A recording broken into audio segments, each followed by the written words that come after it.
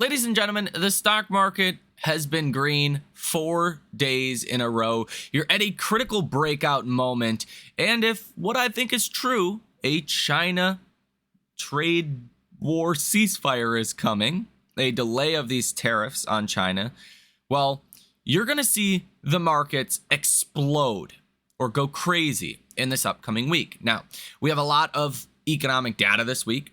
We have a ton of earnings. I will share all of that with you in this video and much more. Now, U.S. Treasury Secretary Bessent says he is encouraged by talks with South Korean officials focused on expanded equilibrium for trade. And he says that Korea talks aimed at encouraging rather than restricting of trade. Now, it was also in the news on Friday that a Japan trade deal is coming soon. That was, again, part of the reason why markets went higher. But I think at this point, it's really all about China. And I think the reason, we've been green 4 days in a row on the S&P. Like, besides Monday, every other day was positive. Tuesday up 2.6%. Wednesday up 1.55%. Thursday up 2.1%. And Friday up 0.72%. Another 0.11% positive in after hours. I don't think that's happening because of a Japan deal or a Korea deal. I think that's happening because people are front running a China pause on tariffs. I think it's literally as simple as that. I think during these kind of market environments, you want to follow the money. We were starting to trend lower to the lows. All of a sudden, the last 4 days, we've recovered to now the highest point you've been at since the delay on tariffs for all other countries. You're back to your 300-day moving average. In fact, the S&P is at $551.23, 300-day moving average at $551.63. So you're just a couple cents away from breaking above that moving average. A break above that is gonna probably send you to maybe your 100-day moving average at 578. But hey, I'm not a financial advisor, I'm not a financial planner. Come to your own conclusions. It just feels like people are front running a China tariff pause at this point. And the news on Friday as well, China exempted certain U.S. goods, including some pharmaceuticals, from 125% retaliatory tariffs it had imposed after Trump slapped 145% duties on Chinese imports. That was some of the good news on Friday again. It sounds like we're making progress towards good news with China instead of where we've been for the past couple of weeks, just things getting worse with China. And the White House has confirmed a meeting between Trump and Zelensky. Now, also in the news today, Bill Ackman says that China and the U.S. are incentivized to take the tariffs down to more reasonable levels, say 10 to 20% as quickly as possible. Now, first, you're going to get a pause on tariffs. But then you could see 10 to 20%. Okay, 20% probably like Canada and Mexico. Just keep the fentanyl tariffs in effect. That's probably the direction that we're headed. And 10, 20% tariff following 145% will be seen as exceptionally good news. And I think at that point, people can start to invest again. I think people can start to kind of game out how these tariffs may affect the economy. That's the real question. How much damage is done in the economy? And it's hard to know that at this exact moment. And that's why the markets are still down 10% or so from all-time highs instead of, in the mid 600s right now. Because let's face it, earnings have come in pretty good so far. Here in this next upcoming week is going to be the real test. This is going to be the heart of earnings season right here.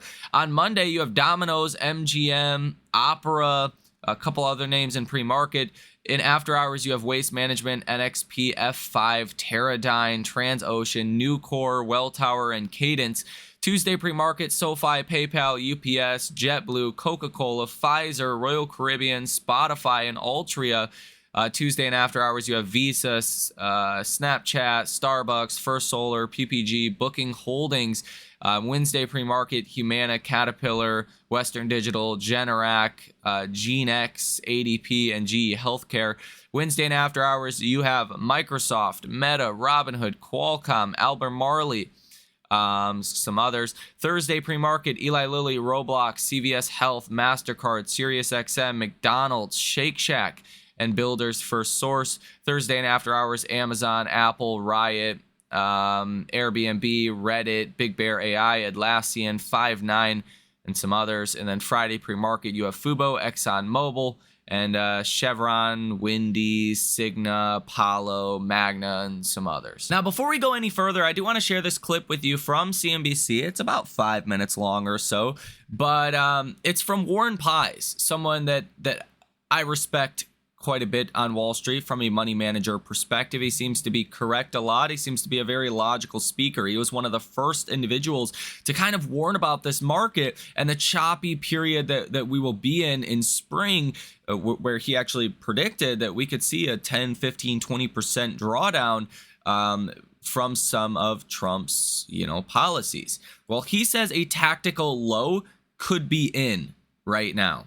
Take a listen. But we begin with our talk of the tape, with stock's recent surge triggering some positive technical signals as investors look for some de-escalation of the trade war. Have the bulls made the case that a bottom is in for this market, or is this still a typical sharp but fleeting bear market bounce? For answers, we turn to our panel. Warren Pies, co-founder of 314 Research, JP Morgan Asset Management Global Strategist Stephanie Aliaga, and Truist Co-Chief Investment Officer Keith Lerner. Welcome to you all. Warren, love to check in with you here in terms of what your work is telling you about whether this rally has kind of, surpassed the burden of proof that it's more than just a bounce and, more than just pricing out a worst case scenario in terms of trade impact on the economy. Yeah, thank you for having me. We're getting close.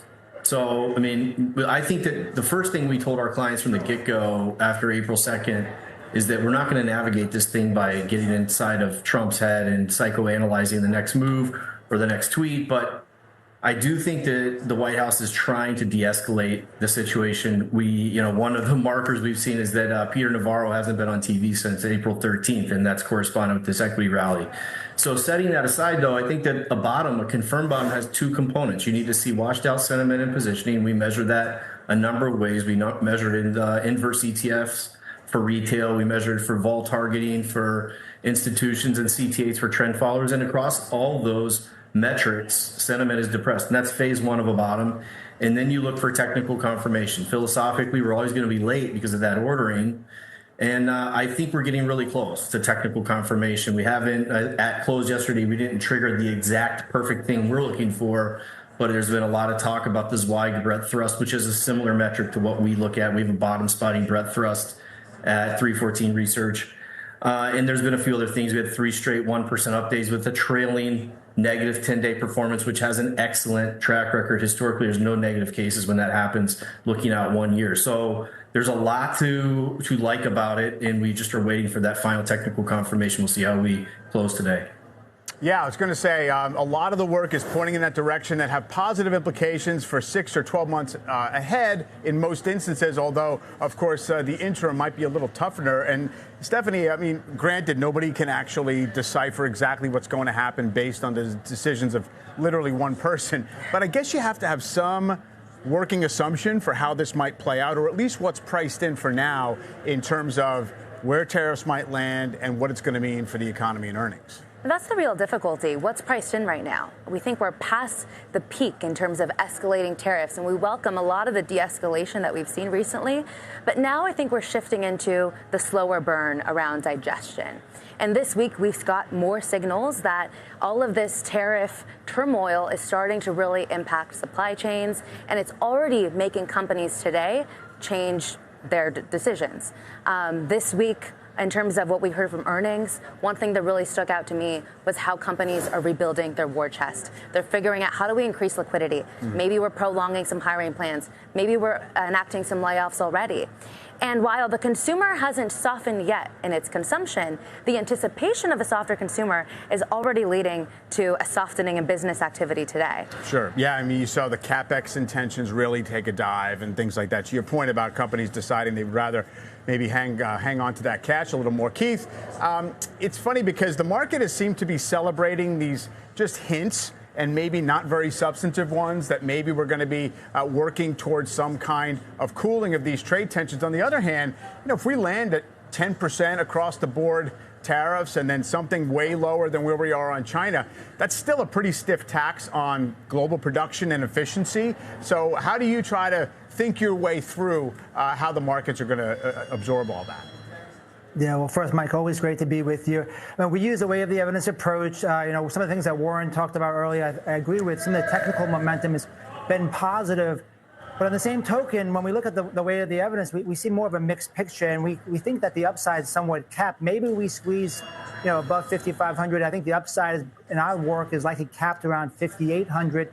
And the way we're looking at things is, at the lows, Mike, you and I spoke a few weeks ago, towards the low, we thought we were pricing in a lot of that bad news already.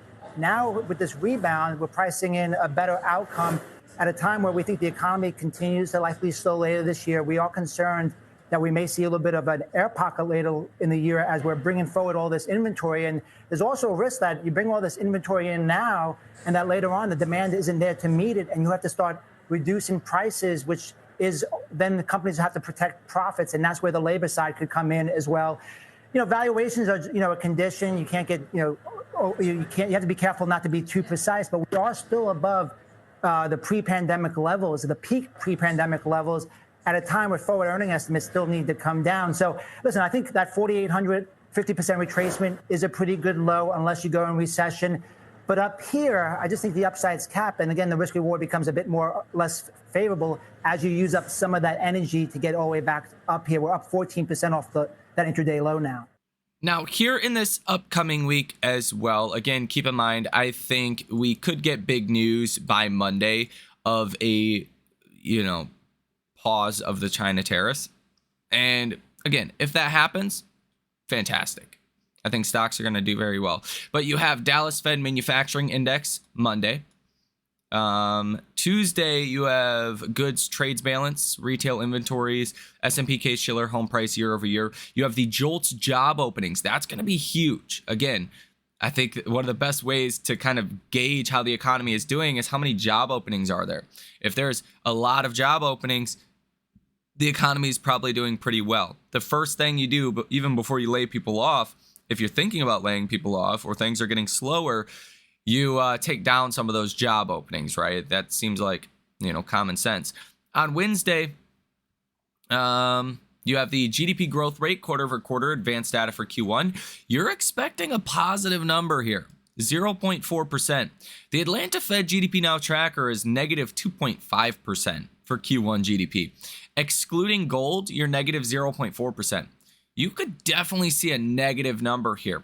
I don't know if that's like priced in or if that's expected as of now, but either way, it's going to be a sharp slowdown from last quarter's 2.4%. That's for sure. Now, the ADP employment change will also be coming out in the morning on Wednesday, expecting 110,000 private payroll job ads. Last month was 155,000. You will get Chicago PMIs, personal spending, personal income, and core PCE month over month. PCE is expected to come in really low at 0.1%. Personal income expected at 0.4%. Personal spending expected at 0.4%, essentially unchanged from last month. Now, personal spending is a big one because you need to see, people spending money for this economy to continue to grow. Okay, pending home sales month over month and year over year will also be coming out. On Thursday, you will get ISM manufacturing PMIs for April for employment, construction spending, new orders, prices paid. You will get initial jobless claims and challenger job cuts as well. Friday, you will get the non-farm payrolls expecting 130,000. Again, the higher that is, the better. The lower well, the worse off it is. The unemployment rate is expected to stay at 4.2%. So on top of earnings, the massive lineup of earnings that we went over here in this video, you have a lot of economic data coming as well, which is kind of unusual in and of itself. Usually when you have like the heart of earnings season, you don't have as much as far as economic data. But this time around, you do. So I think this week is going to be absolutely crazy for the stock market. I think, again, the last 4 days is kind of, again, front running of some of that China news that's going to be coming out. I think the economic data could look a little rough with GDP, but I do think we're probably going to see earnings come in better than expected, companies continuing to guide, things like that. And we may, again, walk away from this week with the mentality of that wasn't as bad as it could have been. Okay, or that could have been worse kind of mentality. And that's definitely something that, you know, could happen. So I'm optimistic for this upcoming week. We'll obviously see what happens over this weekend. If we do get good news from Trump on trade, that is, that's the big catalyst that we're waiting for. So let me know what you guys think down below in the comment section. Ladies and gentlemen, have a fantastic rest of your day, and I will see you in the next one.